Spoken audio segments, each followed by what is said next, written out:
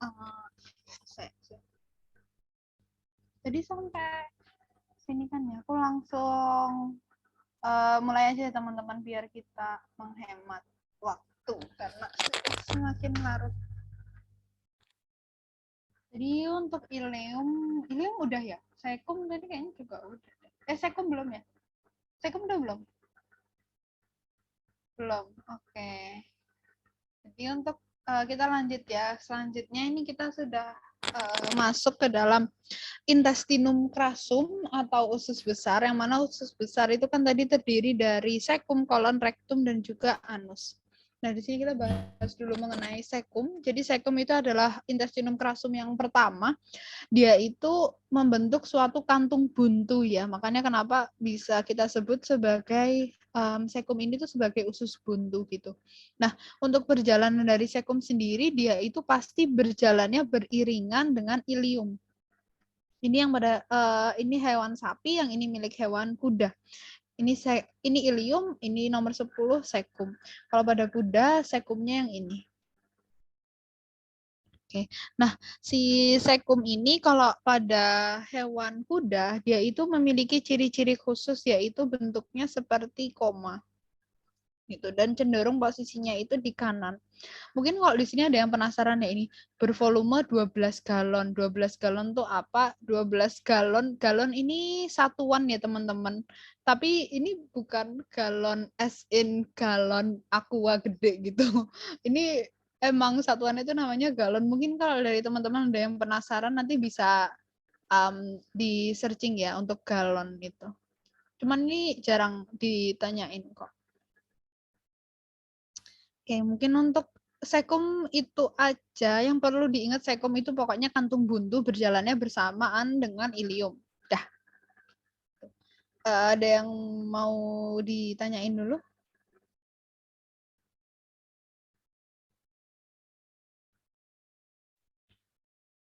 Oh ya, mungkin aku mau jelasin dikit ya. Sekum di sini kan mungkin kalau orang-orang taunya sekum itu kan usus buntu ya. Kalau dia dari namanya buntu, mungkin dia nggak ada fungsi spesifiknya gitu. Tapi sebenarnya si sekum ini dalam proses pencernaan dia itu nanti akan membantu proses penyerapan garam dan juga air gitu. Jadi dia nggak cuman kantong buntu, cuman ya kantong gitu aja. Sebenarnya dia juga ada fungsinya. Aku lanjut dulu ya. Oke, selanjutnya kita ke kolon. Jadi kolon ini dia itu berada setelah sekum ya. Biasanya dia itu ada di ventral dari ren sinister atau ginjal yang sebelah kiri. Nah, kolon ini pada beberapa spesies hewan dia itu berbeda. Kalau di hewan sapi, dia itu kolonnya bentuknya seperti obat nyamuk. Ya. Nah, bentukan seperti obat nyamuk ini kita sebut sebagai ansa spiralis coli. Sedangkan kalau pada hewan kuda, dia itu membentuk 4 Taenia coli. 4 Taenia coli ini apa aja? Dia itu terdiri dari 4 ini, teman-teman. Ada kolon ascendens, itu yang dia naik ya, ini. Yang warnanya kuning, dari nomor 11 sampai nomor 13, itu kolon ascendens. Kemudian ada kolon transverse, dia dari nomor 14 sampai 16, jadi yang turun ke bawah ini. Terus ada kolon descendens, ini yang nomor 17 sama 18, sama kolon sigmoidea. Sigmoidea ini yang dia itu bentuknya apa ya, meliuk-liuk gitu. Jadi 4 Taenia coli dia itu terdiri dari kolon ascendens, transverse, descendens, sama sigmoidea. Gitu. Tapi kalau pada hewan ruminansia yang perlu diingat-ingat kolonnya itu seperti obat nyamuk. Dah, itu aja. Itu untuk kolon. Fungsinya kolon masih sama ya, seperti usus besar lainnya, yaitu untuk penyerapan air. Oke, sampai sini ada yang mau ditanyain dulu?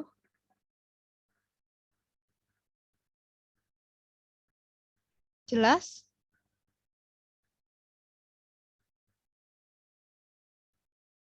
Oke, kalau misal sudah jelas, aku lanjutin dulu ke rektum. Jadi rektum ini adalah bagian terakhir ya dari usus besar sebelum dia itu masuk ke anus. Nah, di dalam rektum ini dia itu memiliki mukosa yang namanya sakulus. Ya. Jadi sakulus ini nantinya apa ya, gampangannya dia itu sebagai pencetak bentuk dari feses. Jadi kayak misal kalau kalian perhatiin fesesnya kelinci, kambing sama domba, dia itu kan bentuk fesesnya itu bulat-bulat gitu kan, kayak choco chips, kayak kelereng-kelereng gitu. Nah, kenapa dia pupnya itu bisa kayak kelereng, kayak choco chips gitu, itu karena adanya sakulus. Yang mana sakulusnya ini dia membentuk pupnya itu bisa jadi kayak kelereng gitu. Tapi kalau misal pada hewan apa ya, kucing, anjing, dia tuh juga memiliki sakulus, tapi mungkin bentuk sakulusnya itu berbeda. Jadi dia pupnya itu nggak kayak kelereng gitu. Biasanya kan kalau anjing kucing itu kan pupnya panjang-panjang gitu kan. Itu karena perbedaan bentuk dari sakulusnya. Gitu. Itu aja sih untuk rektum. Ada yang mau tanya? Kayaknya masih jelas ya, ini masih gampang rektum. Nanti untuk bentukan sakulus kalian akan pelajari lagi di semester 2. Ntar ada. Oke, sekarang yang terakhir. Ini adalah anus. Jadi anus itu dia adalah organ yang dia itu letaknya paling anal ya, dia paling di belakang. Biasanya itu dia berada di ventral dari ekor. Jadi dia di bagian bawah di os vertebrae cervicalis yang keempat. Oh, ini udah ditulis. Itu dia ada di bagian, pokoknya dia di bagian paling belakang. Nah, di anus ini dia itu bentuknya cenderung melingkar karena dia itu tersusun dari dua muskulus ya. Jadi dia memiliki otot juga di dalam anus. Yang pertama itu ada muskulus sphincter ani. Nah, muskulus sphincter ani ini dia itu bentuknya itu kayak cincin ya. Jadi muskulus sphincter ani dia itu yang nantinya akan membuka menutup anus gitu. Jadi kalau misal ada feses yang melewat, nanti muskulus sphincter aninya itu membuka. Tapi kalau misal lagi udah selesai defekasi, muskulus sphincter aninya ini akan menutup gitu. Terus ada satu lagi yaitu adalah muskulus retraktor ani. Muskulus retraktor ani ini tuh dia yang untuk menggerakkan keluar masuknya dari mukosa anus gitu. Biasanya rektumnya gitu. Nah, karena dia itu kerjanya itu mengatur keluar masuknya dari rektum ataupun mukosa dari anus, dia itu nantinya kalau misal terjadi kegagalan itu akan terjadi yang namanya prolapsus ani atau bahasa Jawanya itu ambeien gitu. Jadi kalau terjadi ambeien itu berarti terjadi kegagalan fungsi pada muskulus retraktor akan keluar masuknya. Tapi kalau muskulus sphincter ani dia itu yang membuka menutup. Dah, itu intinya. Oke, sampai sini ada yang mau ditanyain dulu?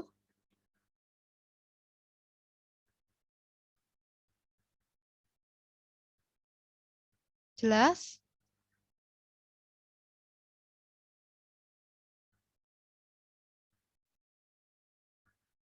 Oke, kalau bingung tanya ya, guys. Jangan diem aja. Aku kalau kalian diem nggak tahu kalian paham atau enggak. Aku bukan peramal. Oke, sekarang kita lanjut ke bagian terakhir yaitu adalah aparatus respiratorius atau organ-organ pernafasan ya. Ini kenapa sih kok PPT-nya dikasih gambar aneh-aneh? Kita masuk ke aparatus respiratorius. Oke.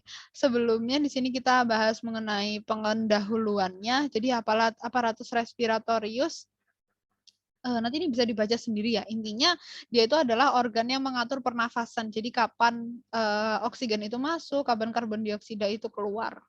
Gitu, itu intinya. Nah, sama seperti aparatus digestorius, aparatus respiratorius ini dia juga terdiri dari beberapa bagian ya. Ada yang berupa saluran, ini nanti bisa dibaca sendiri. Biasanya untuk saluran itu dia bentuknya itu menyerupai tabung atau di dalamnya itu ada salurannya gitulah. Gitu. Dia menyerupai tabung. Terus kalau sistem pompa sendiri dia itu terdiri dari beberapa bagian. Ada skeleton torakalis yaitu tulang-tulang yang berada di regiotoraks atau di bagian dada, ada osternum atau tulang taju pedang, ada os costae, tulang rusuk sama os vertebrae torakalis. Os vertebrae torakalis itu adalah tulang punggung yang berada di daerah dada. Gitu. Kemudian ada diafragma dan juga pleura, yang mana pleura ini nanti akan melingkupi pulmo. Gitu. Itu untuk pendahuluannya, ada yang mau ditanyain dulu? Kayaknya masih gampang. Aku lanjut dulu aja ya. Ini untuk gambaran skematisnya aku skip aja, langsung ke kafum toraks. Jadi kafum toraks atau rongga dada, kafum itu rongga, toraks itu dada. Jadi kafum toraks adalah rongga dada. Di dalam kafum toraks ini nantinya dia itu akan memiliki selimut ya, atau pembungkus yang namanya itu adalah pleura. Jadi pleura ini selain dia membungkus pulmo, dia itu juga akan membungkus beberapa organ yang ada di dalam kafum toraks. Gitu. Nah, nantinya pleura ini dia akan membungkus ke masing-masing pulmo juga ya. Ada pulmo kan ada dua, ada pulmo dexter sama pulmo sinister. Nah, di sini aku mau jelasin ini aja deh, gerbang masuk dari toraks. Jadi bagian depannya dari toraks ini yang dia itu mengarah dari kepala, ini kita sebut sebagai apertura thoracalis cranialis. Jadi dia adalah gerbang masuk menuju toraks bagian depan. Sedangkan untuk bagian kaudalnya atau bagian belakang tempat keluarnya itu kita sebut sebagai apertura thoracalis caudalis atau gerbang di toraks yang keluar, yang berada di kaudal. Itu sih untuk kafum toraks. Oh ya, balik lagi mengingatkan antara kafum toraks sama kafum abdomen akan dipisahkan oleh struktur. Oh, ini nomor 6 ternyata, guys. Yang kita sebut sebagai 9 ding. Yang kita sebut sebagai diafragma. Gitu. Oke, itu untuk kafum toraks. Ada yang mau ditanyain dulu?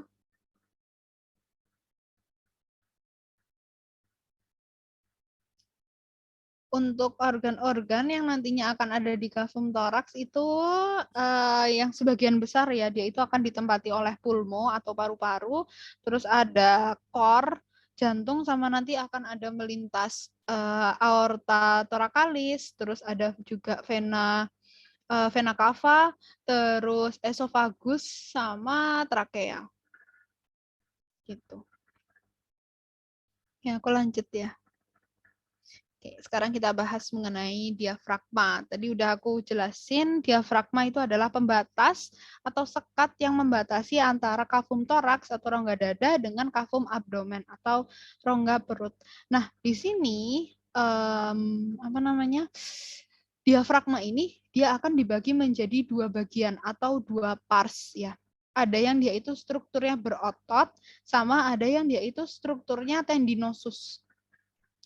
Yang strukturnya berotot ini kita sebut sebagai diafragma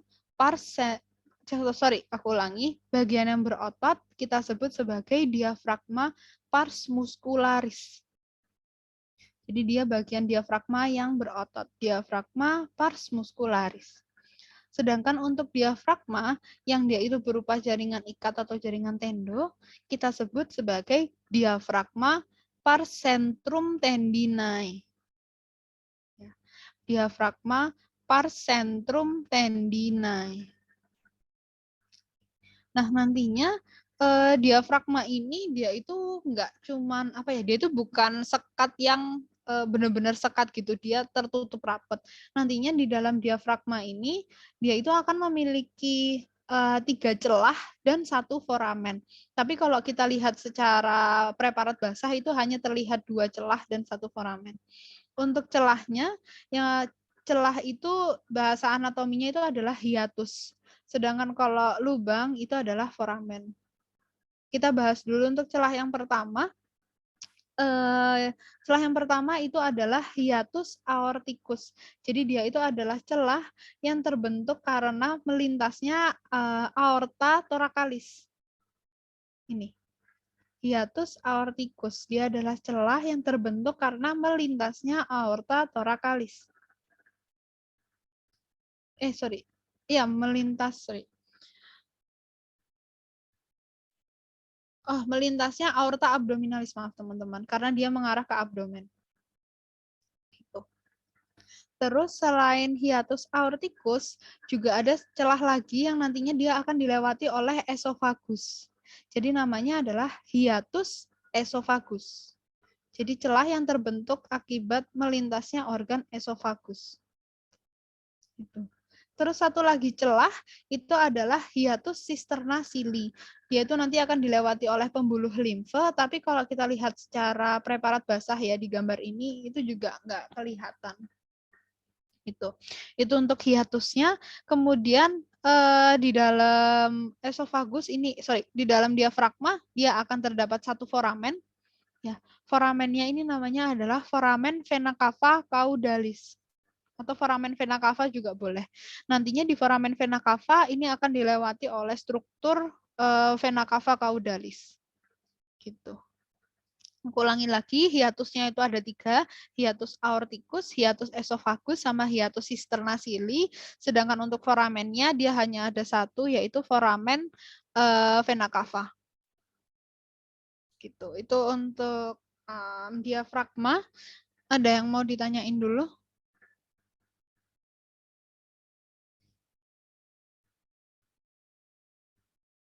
Jelas? Oh ya, ini jumlah hiatusnya apa aja sama foramennya apa, diingat-ingat ya teman-teman, biasanya keluar ujian. Oke, aku lanjut. Kita ke kafumnasi. Kafumnasi atau rongga hidung. Jadi di kafumnasi ini dia adalah bagian terdepan ya dari saluran pernafasan, dan nantinya di dalam kafumnasi ini, maaf aku ulang, kafumnasi ini nantinya dia akan terbagi menjadi 2 bagian. Ada kafumnasi dexter sama kafumnasi sinister ya. Nah, nantinya pembatas antara kafumnasi dexter dengan kafumnasi sinister itu akan dibatasi oleh suatu sekat yang kita sebut sebagai septum nasi. Septum itu artinya sekat, nasi itu berasal dari kata nasal yang artinya hidung. Jadi septum nasi itu adalah sekat yang membatasi rongga yang ada di dalam hidung. Gitu. Oke. Nah, di dalam kafumnasi ini, selain tadi ada septum nasi yang memisahkan, dia juga akan ada namanya osturbinatum atau oskonke. Yang mana nanti di osturbinatum ini atau di oskonke itu akan melintas beberapa syaraf-syaraf pembaluan. Biasanya itu nanti berkaitan dengan nervus cranialis yang pertama. Ada yang ingat apa? Nervus cranialis yang pertama kemarin baru aja. Olfactorius. Iya, betul. Jadi nanti nervus olfactorius dia akan ke sini ya, ke dalam dari oskonke ini. Nah, kalau kalian lihat di sini, di antara oskonke ini kan konke 1, ini konke 2 ya. Di sela-selanya ini terdapat suatu celah, namanya itu adalah meatus nasi. Juga nantinya meatus nasi ini selain dapat dijumpai di antara oskonke, itu juga bisa terbentuk di antara oskonke dengan septum nasi. Jadi bayangin ini oskonke ya, ini septum nasi ya. Di bagian tengah-tengahnya ini kan kosong. Ini juga akan membentuk yang namanya meatus. Jadi meatus itu celah yang terbentuk di antara 2 oskonke atau celah antara oskonke dengan septum nasi. Itu yang kita sebut dengan meatus nasi. Gitu. Terus kita bahas mengenai batas-batasan ya dari kafumnasi. Di bagian anterior atau di bagian atas dia akan dibatasi oleh hidung atau tulang hidung sendiri, nares. Kemudian di bagian posterior, di bagian bawah dia akan dibatasi oleh koane. Ini kayaknya ada gambarnya lagi. Oh, nggak ada.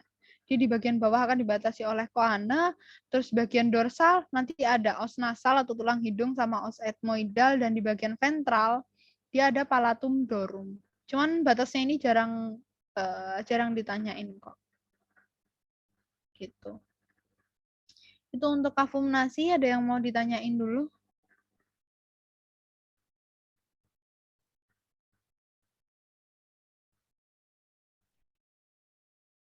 Ini dari tadi beneran nggak ada yang mau nanya. Kalian paham atau bingung, guys? Aku tuh nggak tahu kalau kalian diem aja.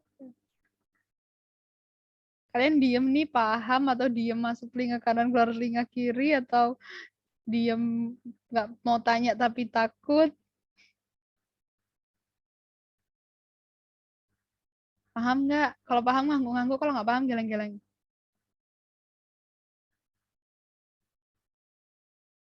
Ya udah, ini kayaknya yang ngangguk tuh cuma dikit. Ntar kalau kalian bingung tanya aja ya, sumpah deh kalian tuh tanya. Aku tuh malah seneng kalau kalian tanya daripada diem-dieman gini. Aku jadi bingung.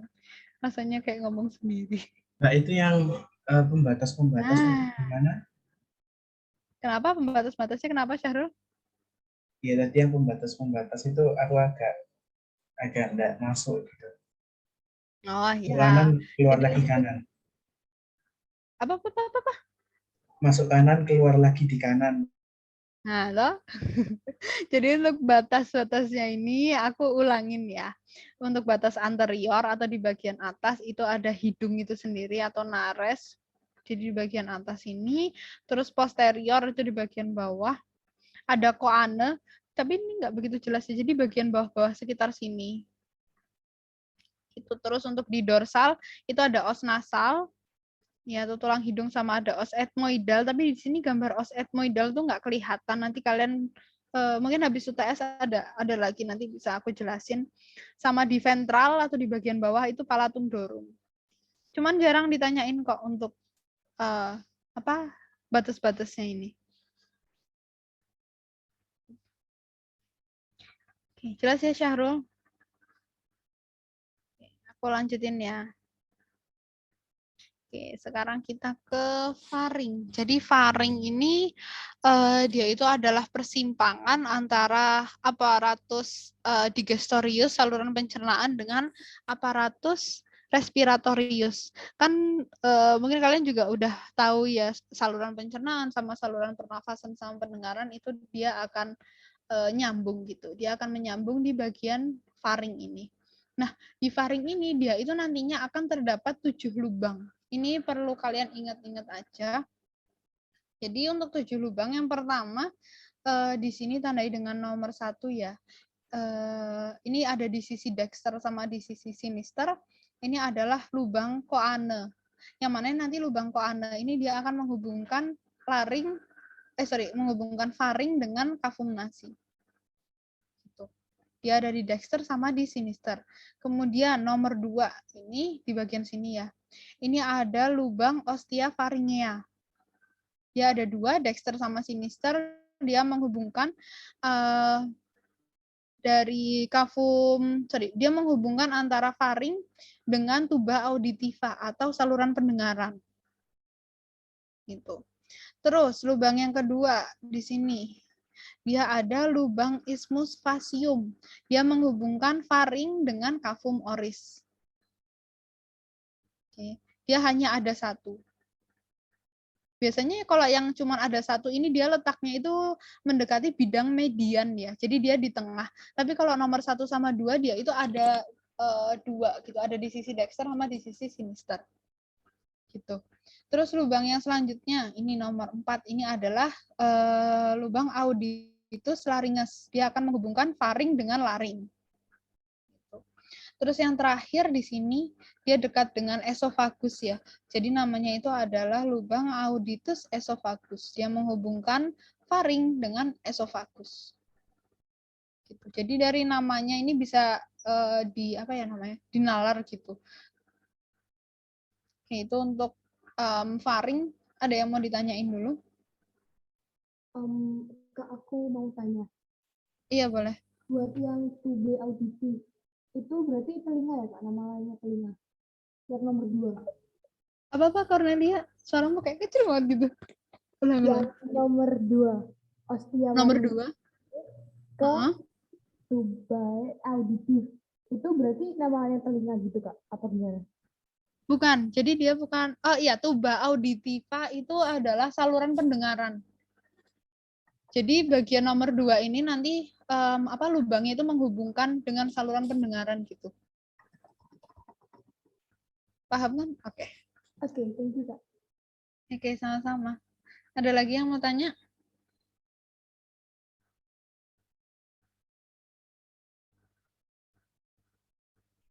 Oke, kalau udah jelas aku lanjutin. Sekarang kita ke laring. Ya, tadi udah faring, sekarang kita ke laring. Nah, laring ini dia adalah saluran pendek yang menghubungkan faring dengan trakea. Fungsinya dia itu untuk mengatur volume udara respirasi, menjaga benda asing agar nggak masuk ke paru-paru, sama menghasil suara. Jadi nanti pita suara dia itu akan terdapat di bagian laring ini. Itu. Nah, karena si laring ini dia itu akan berhubungan dengan trakea, dia itu nanti juga akan tersusun oleh beberapa jaringan kartilago ya, atau tulang rawan. Gitu. Nanti bisa dibaca sendiri nih kartilagonya apa aja.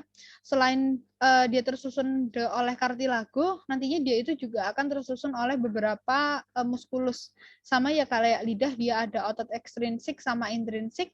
Untuk yang ekstrinsik dia itu menggerakkan laring itu sendiri, konsepnya sama-sama lidah. Tapi kalau yang otot intrinsik dia itu lebih ke pertautan kartilago sama si pita suara tadi. Pita suara itu kalau secara anatomi kita sebut sebagai musculus vocalis. Gitu. Sudah itu untuk laring singkatnya. Ada yang mau ditanyakan?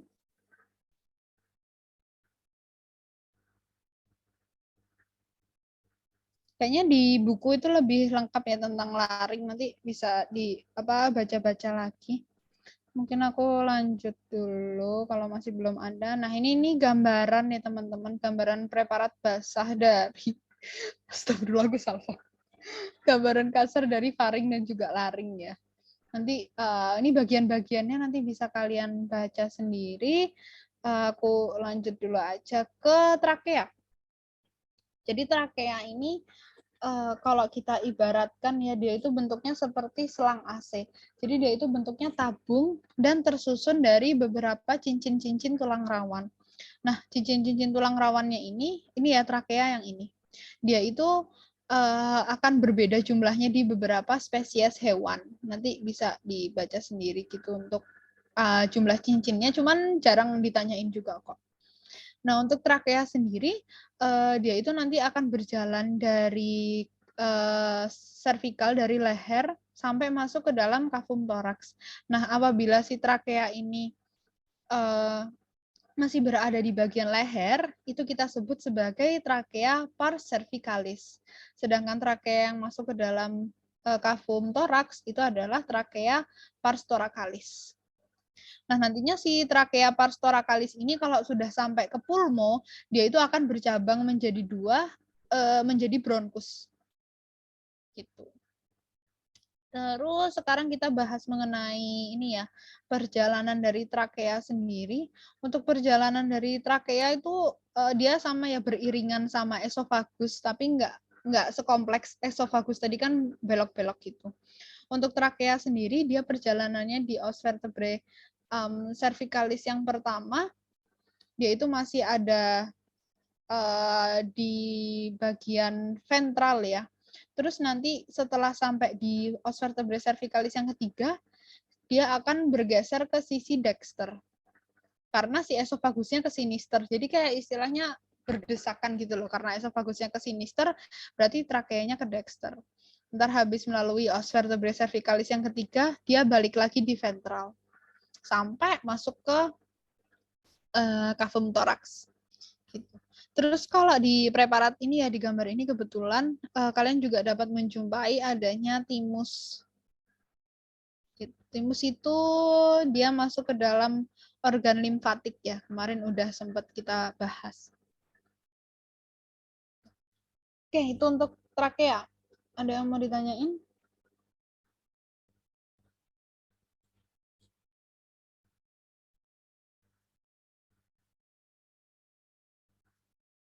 Jelas? Oke, kalau masih belum ada, aku lanjutin lagi ke bronkus sama bronkiolus ya. Jadi tadi udah aku sindir trakea, nantinya dia itu kalau mau masuk ke pulmo, kan pulmo ada dua, ada pulmo dexter sama pulmo sinister. Dia akan bercabang menjadi yang namanya bronkus. Bronkus ini nantinya dia itu akan berbeda pada ruminansia. Kalau di mamalia bronkus itu cuma ada 2, ada bronkus yang ke pulmodexter sama bronkus ke pulmosinister. Tapi kalau di hewan ruminansia, dia itu memiliki satu bronkus tambahan yang kita sebut sebagai bronkus trachealis atau tracheal bronkus. Nah, nanti untuk bronkus trachealis ini atau tracheal bronkus, dia itu akan masuk ke dalam pulmodexter. Gitu. Ingat-ingat ya, bronkus trachealis dia ke pulmodexter hanya ada pada hewan ruminansia. Gitu. Nah, si bronkus ini dia itu nanti juga akan bercabang lagi menjadi lebih kecil yang kita sebut sebagai bronkus lobaris. Jadi kalau yang masih besar ini kita sebutnya itu bronkus dexter sama bronkus sinister. Tapi kalau yang dia nanti akan masuk ke dalam lobus-lobus masuk ke dalam lobus-lobus dari pulmo, kita sebut sebagai bronkus lobaris. Gitu. Nah, nantinya setelah menjadi bronkus lobaris, dia akan bercabang menjadi lebih kecil lagi yang kita sebut sebagai bronchiolus. Gitu. Untuk bronkus dan bronchiolus, ada yang mau ditanyain?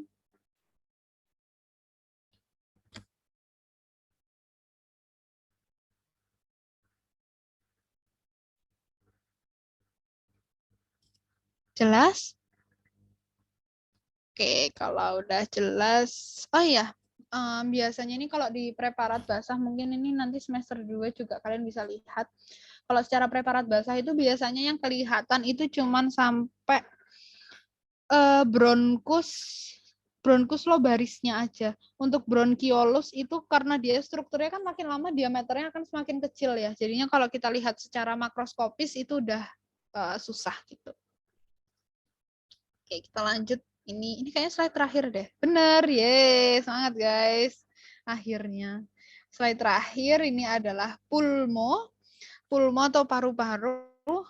Untuk pulmo sendiri dia itu akan menempati sebagian besar kavum toraks ya. Mungkin tadi aku udah jelasin, dia itu nanti akan diselimuti oleh suatu jaringan yang disebut dengan pleura.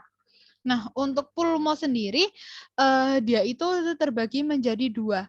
Ada pulmodexter sama pulmosinister.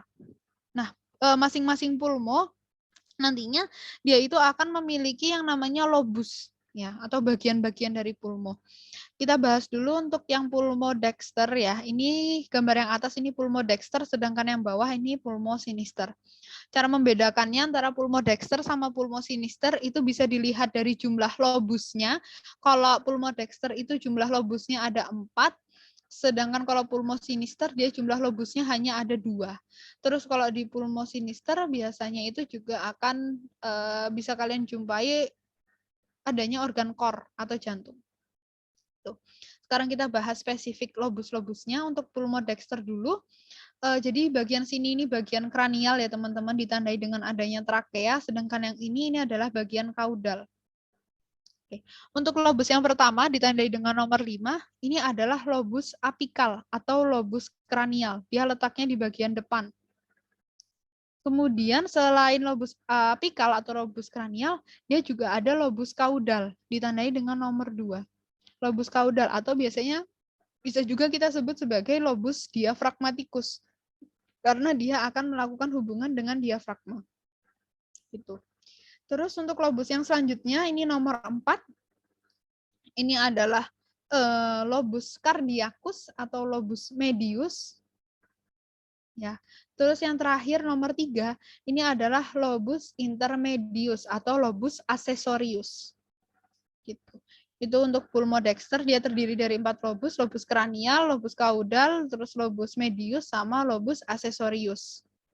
Kemudian untuk pulmosinister, dia itu hanya terdiri dari 2 lobus. Ini kranial, ini kaudal. Kranial ditandai dengan adanya trakea.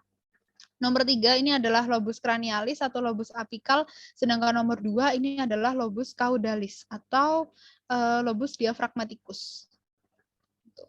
Itu untuk pembagian lobus dari pulmo. Selanjutnya kita akan bahas mengenai permukaan yang ada di dalam pulmo. Jadi pulmo ini dia memiliki 3 permukaan. Untuk permukaan yang pertama, permukaan itu fasies ya teman-teman. permukaan yang dia itu berada di lateral, yang dia akan berhubungan langsung dengan os costae. Ya, namanya adalah facies costalis. Dia permukaan yang di lateral berhubungan langsung dengan os costae. Kemudian ada juga namanya facies mediastinalis. Facies mediastinalis itu adalah permukaan di bagian medialnya. Jadi di bagian dalamnya pulmo. Ini nggak kelihatan. Terus kita sebut sebagai facies mediastinalis. Sedangkan yang terakhir itu adalah facies diafragmatica. Facies diafragmatica itu yang ini. Dia berada di lobus caudalis. Kenapa namanya facies diafragmatica? Karena permukaannya ini dia akan berhubungan langsung dengan diafragma. Gitu. Itu untuk permukaan.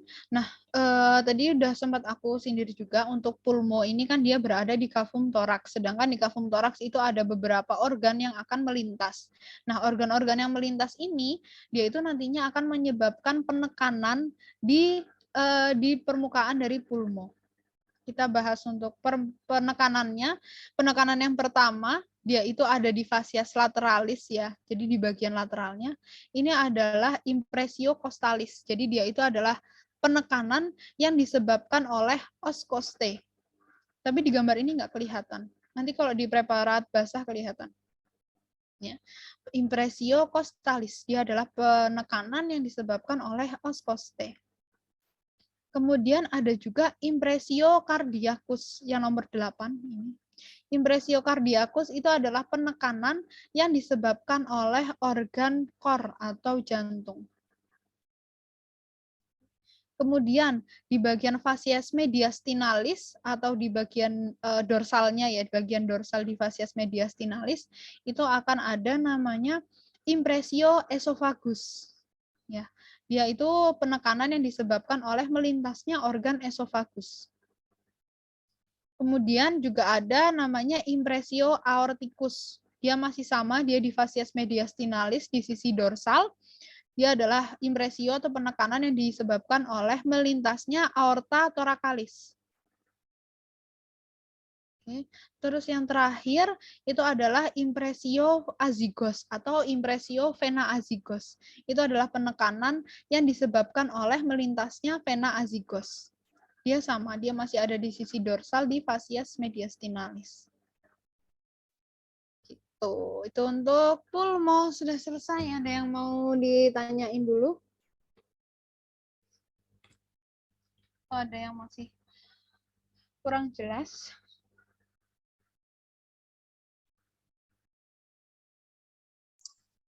Kak, boleh diulang yang permukaan tadi nggak? Oke, boleh. Jadi aku ulang ya teman-teman untuk permukaan. Permukaan itu secara anatomi itu adalah fasias. Fasias di pulmo dia itu ada 3. Kita bahas satu-satu. Yang pertama di sini fasias yang dia itu berada di sisi lateral atau di bagian luarnya dari pulmo itu kita sebut sebagai fasias costalis. Kenapa namanya facies costalis? Karena permukaannya ini dia akan berhubungan langsung dengan os costae. Gitu. Terus untuk permukaan yang kedua itu adalah facies mediastinalis. Jadi itu adalah permukaan pulmo yang berada di bagian medial. Jadi bagian dalamnya. Permukaan bagian dalam dari pulmo. Gitu. Nah, terus yang terakhir itu ada facies diafragmatica. Facies diafragmatica itu di lobus caudalis ya, di bagian belakang sini. Dia itu permukaannya akan berhubungan langsung dengan diafragma. Makanya kenapa namanya facies diafragmatica. Gitu, VV. Terima kasih, Kak. Sama-sama. Ada lagi yang mau tanya? Maaf Kak, core Iya. tadi apa ya Kak, yang nomor 8? Kenapa? Core yang nomor 8 tadi apa Kak? Maaf. Oh iya, penekanannya atau apanya? Itu namanya, emang namanya core gitu aja?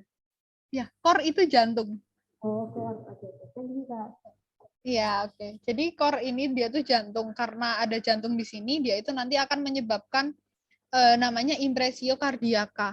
Impressio cardiaca itu adalah penekanan yang disebabkan oleh organ jantung. Gitu. Oke, ada lagi yang masih mau tanya?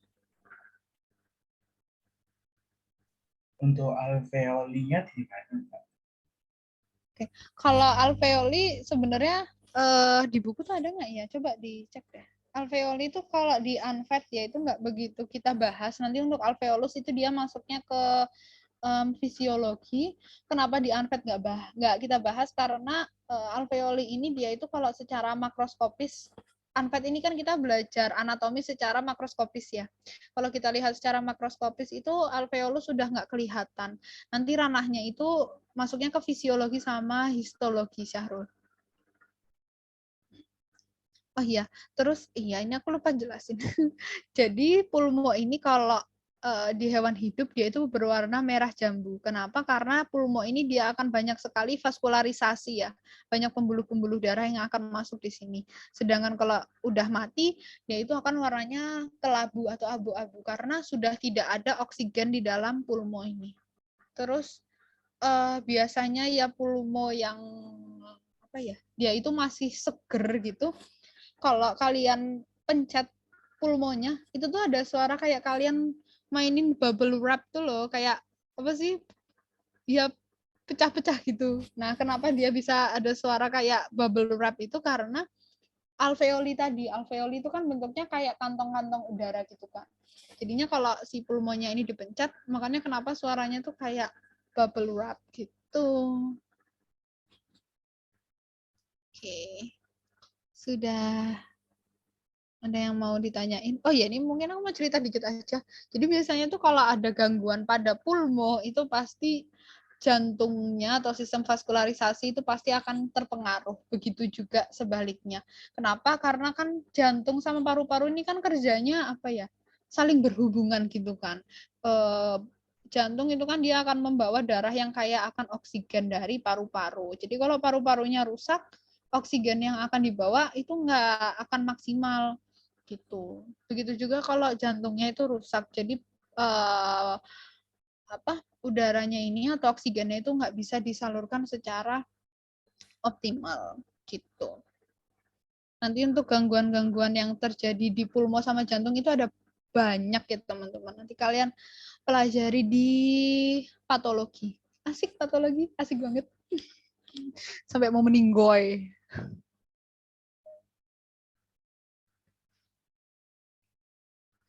Oke, udah jelas semua. Mungkin kalau udah jelas ini kan udah slide terakhir dari dari PPT yang tadi mungkin ada yang masih bingung yang bagian mana.